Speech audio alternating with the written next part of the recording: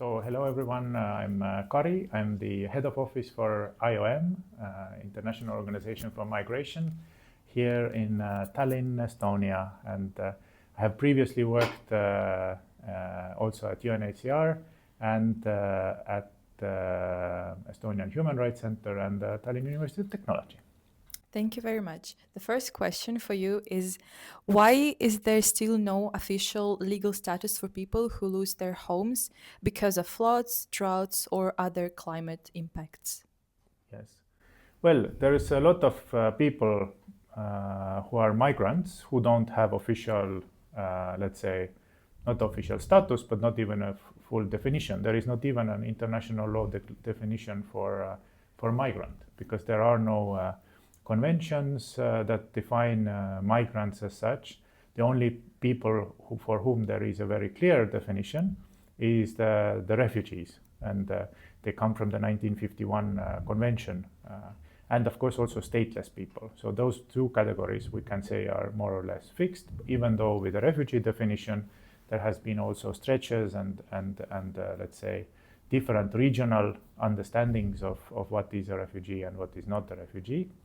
And of course, with migrants, including climate migrants, this is a politically and legally charged topic, because different people have different expectations. What do you include? Who do you include? Who do you exclude? So that then becomes something that is very difficult for countries to agree globally. So I think that's the reason you don't have a lot of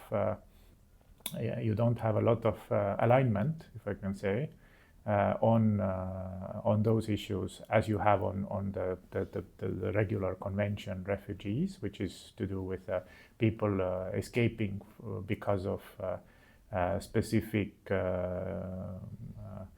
persecution grounds.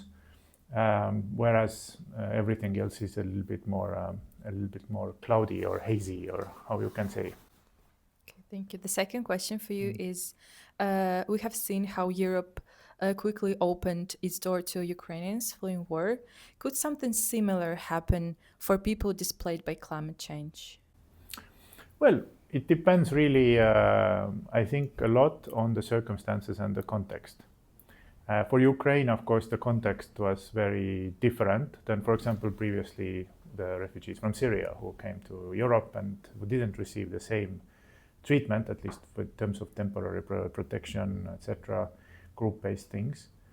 I think there is a lot of still to develop. There is some small things already existing, some ideas, and the question is, what do you say, who is actually a climate migrant? And I don't want to use the word climate refugee, because refugee is a very specifically defined term under the international law. So we would say perhaps climate migrants more accurately.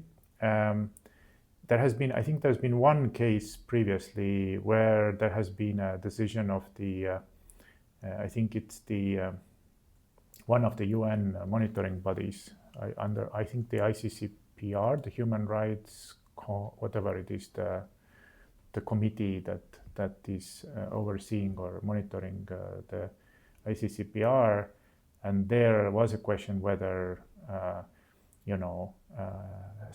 sending someone back to a country which soon will be underwater is actually human rights. Is it okay with human rights standards?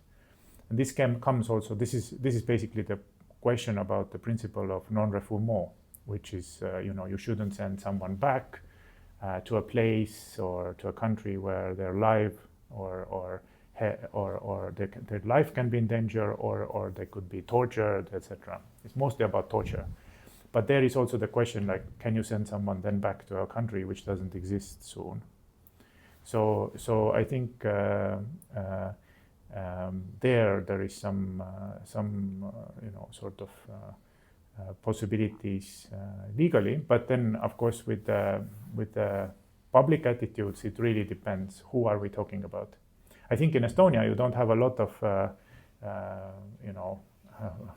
there's not a lot of people who would not want, for example, I don't know, Italians or Spanish or people who are also suffering from climate-related issues, who might move to Estonia or do some, you know. So it's really about the context. Who are we talking about?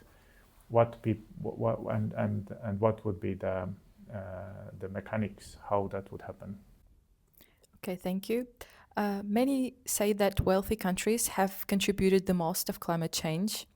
Do you think they should also take more responsibility by accepting more climate migrants? I think there is, of course, this is to do with. It's a very, again, politically charged debate. There is the loss and damage fund, for example, which was agreed with, I think it was the last COP, the one before, but it also includes possibilities to mitigate migration-related issues and, for example, make people's homes more climate resilient so they don't have to move. And that can already be covered by the loss and damage fund, which is a fund that is funded mainly by the wealthy, the global north countries who have contributed to the climate change. So there is some sort of mechanism already for this to be compensated or to be paid for. The question, of course, always is it enough? What is the fair amount of compensation? What would, in the end, it comes down to the what would the countries agree? So there is no in global diplomacy. It's about the agreement of the countries. So for us, it is a good sign that migration-related issues were already included in this loss and damage fund. If climate migrants start arriving to Estonia in the future, what do you think the country should prepare first? Laws, housing, or public awareness? Well, it's not like suddenly there will be millions behind the door. So I think it will be this climate migration has already started. I already mentioned that there might be already people that we don't really know that have moved to Estonia because of climate-related reasons. There are also Estonians who move to Greece, for example, or Portugal or Spain because they like the weather there better. So it's climate-related. Climate is one of the drivers for migration and has always been.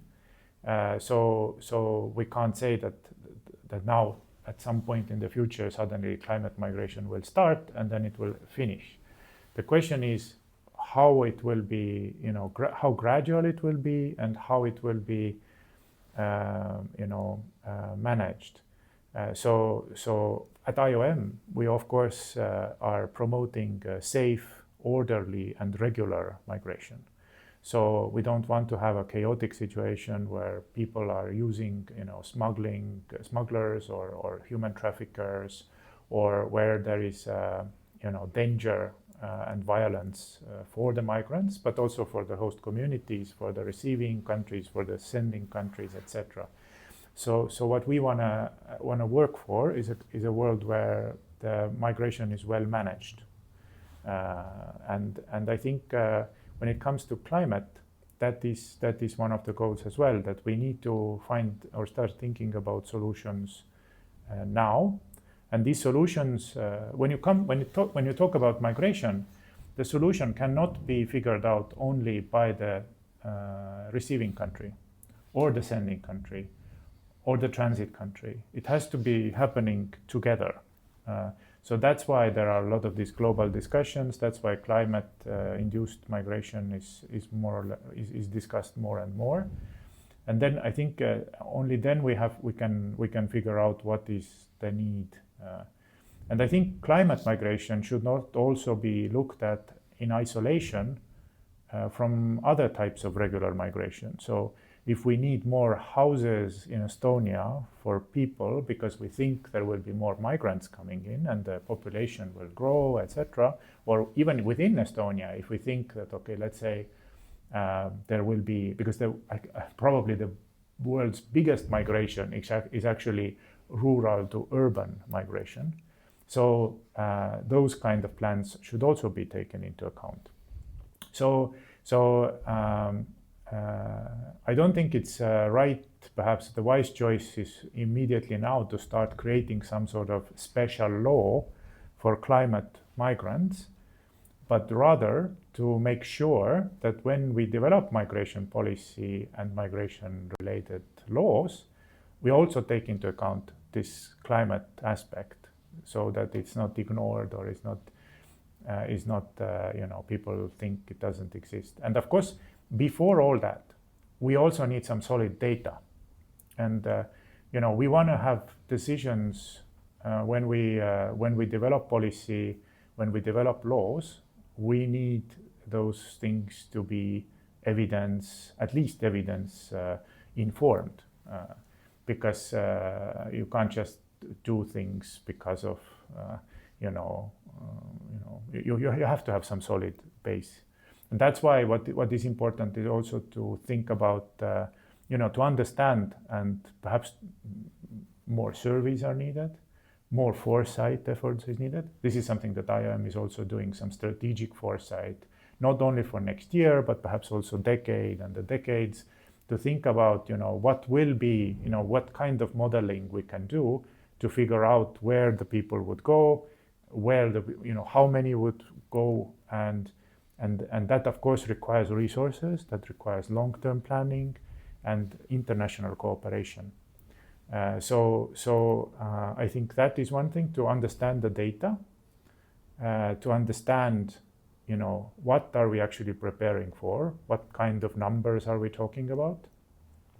And then of course it's also about working with the host communities, the potential receiving countries.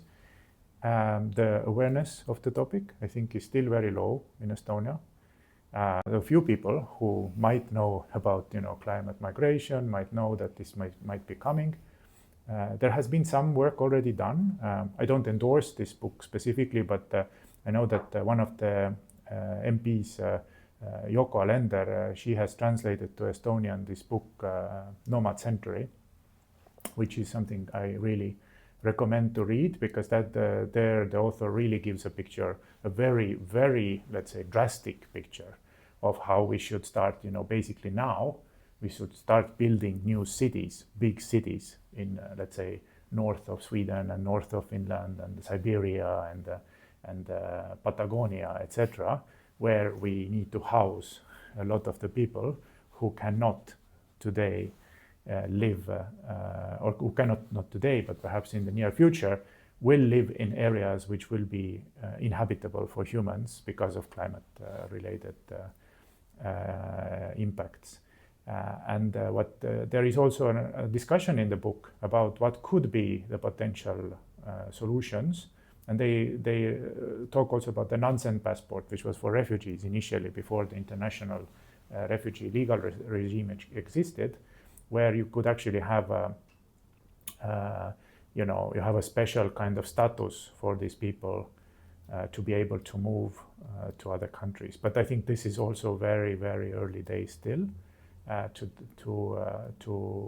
the discussion hasn't evolved that far, but indeed it is coming, and it is better. I think the first thing to start is from awareness raising.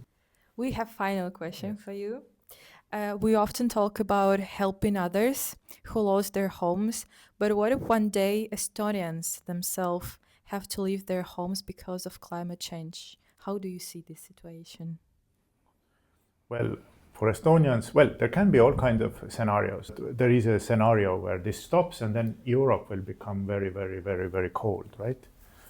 And then it might be the case that Estonians might also leave. I think that's not the main scenario for Estonians. I think there is, unfortunately, other types of scenarios where more involving like armed conflict and things like this, where there has been in the past mass migration, emigration, refugee flows across to Sweden and to other countries. So definitely Estonians, I think, in a very not very unique, but in quite specific historical reasons, they already know how is this experience when you have to either you move away as a refugee during the Second World War, Or there is also, unfortunately, the very, again, recent example of the deportations during the Soviet era, and the start of the annexation of Estonia by the Soviet Union. So definitely there is this kind of, I think Estonians might have already this experience, and they know how traumatic and difficult it might be. But as I said, there are already people who leave voluntarily because they don't like the too cold and dark times that we have here during winter, and if they can afford it, they might live in another.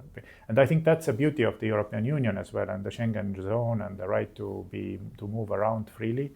That it doesn't really take a lot for Estonians to do that, and that is a luxury that not a lot of people have in the world. That you can't just, okay, I don't like the weather, so I move somewhere else. This is not something that a lot of people in the world can do.